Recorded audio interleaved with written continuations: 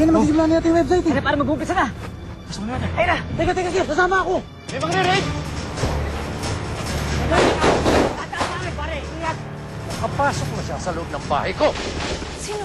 Sinong nakapasok sa loob ng bahay? Ang ama ni Lisa. Eh baka plano lahat to ni Ramon na makapasok si Lisa sa bahay niyo. Sobrang pagkakataon lahat. Kung talagang walang alam si Lisa sa nangyayari sa'yo at sa ama niya. Hindi ganyan ang pagkakakilala ko kay Lisa. Tara, pare. Saan na tayo nadalhin? Hindi ko nga rin alam eh. Nasa Batangas. May hideout si Boss Tonyo doon. Para sa atin yata itong checkpoint. Huwag ka lalawan!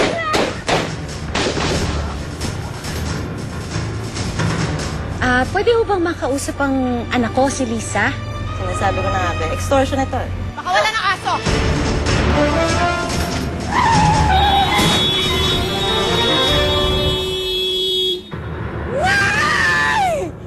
Ma, kailangan na magpahinga ni Lisa. I wanna talk to her now. Ang katotohanan, Lisa. Gusto ko lang malaman ang katotohanan. Magkakaanak kami. Yun ang totoo. Araw-araw na lang kung ano-ano nangyayari. Kaya ikinuha na kita ng bodyguard. Ikaw? Paano pag mapatunayan ko na anak to ni Benny? Alang-alang na lang sa alaala ni Benny. Gusto ko man mabuhay ang anak ko. Kaya dadaan ko na lang sa magiging anak niya. Kunin yung anak ko.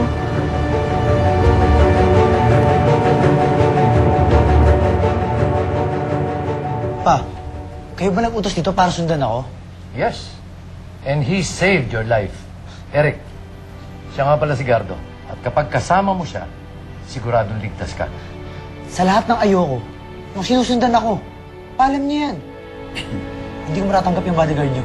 Eric, you don't understand. Alam mo bang nanggaling na rito ang tatay ni Lisa? Ano naman ginawa niya rito? Bakit mag-isa ka lang? Nasaan nanay mo? Hindi mo gugustuhin marinig ang sasabihin ko. Bakit ano nangyari? Muntik na niya akong patayin. Pero bakit? Hindi naman siguro gagawin ng tatay ni Lisa yun. Ano bang malay ko? Siguro dahil... Siguro ano? Siguro dahil may ginawa kayo taas sa kanya? Eric, siguro nakita niya kung paano may pinagtabuyan ng mama mo si Lisa. Yun lang ang nakikita kong dahilan.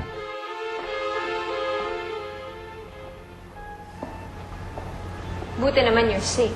Thanks to Eric. Tatawagin ko si Eric. Hindi, ikaw ang gusto ko makausap. Anong kailangan mo? Para saan yan? Hayop sila lahat. Hayop ang mga balderama. Ano ginawa ng mga balderama kay Ising Gemma? Ano? Gemma! Gemma! Pero pa, napakaliit na dahilan na yun para bagtangka kayong patayin. Listen to me. Nakita ko na ang galit sa mga mata ng tatay ni Lisa. At talagang halang ang kaluluwa niya. Kanya't makabubuti na dito na lang muna kayo sa mansyon ni Lisa. Huwag na kayong naglalalabas. I'm sorry pa, pero hindi ko kayo mapagbibigyan. Dito ka pa rin nakatira sa pamamahay ko. At dito, ako ang masusunod. Pues aalis ako.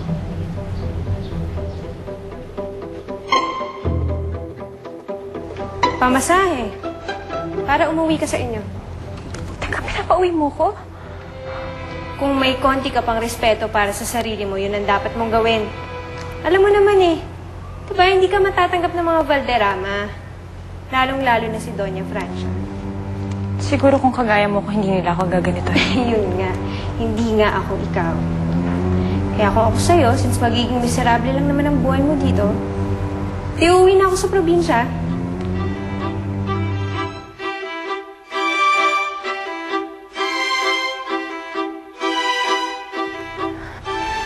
Lisa, hindi na ako magtatanong kung ano sinabi sa'yo ni Mama.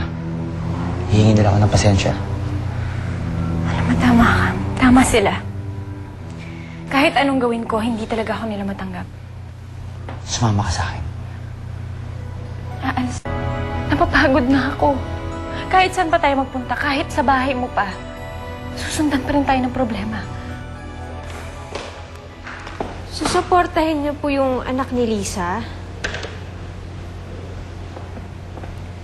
Alang-alang kay Ben. Hindi pa nga tayo sigurado. Eh, paano kung apo ko nga yung bata? Mas maigi na rin yung nakasiguro ako. Total, makukuha ko yung resulta ng DNA test pagkatapos ng mga anak.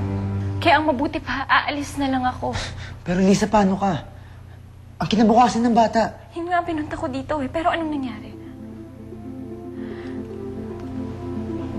Mas lalo lang ako napahamak. Ayoko na.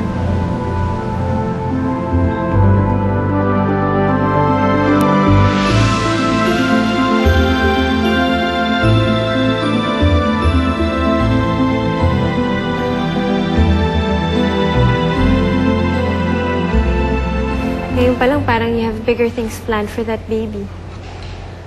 Mapupuno niya ang pangungulila ko sa anak ko. Si Lisa ang magiging tulay natin para maadali natin si Tulibas. Pero itong tiyakin mo, Gardo, ha? Ayokong may masamang mangyayari sa anak ko si Eric. Nagkakaintindihan ba tayo? Opo, wag po kayong maglala, senyor. Maasahan niyo po ako sa mga bagay na ganyan. Minsan ka nang pumalpak kay Tulibas. Dapat naman may mapatunayan ka sa akin ngayon. Sa pagkakataon pong ito, sisiguraduhin kong hindi na makakaligtas si Tulibas.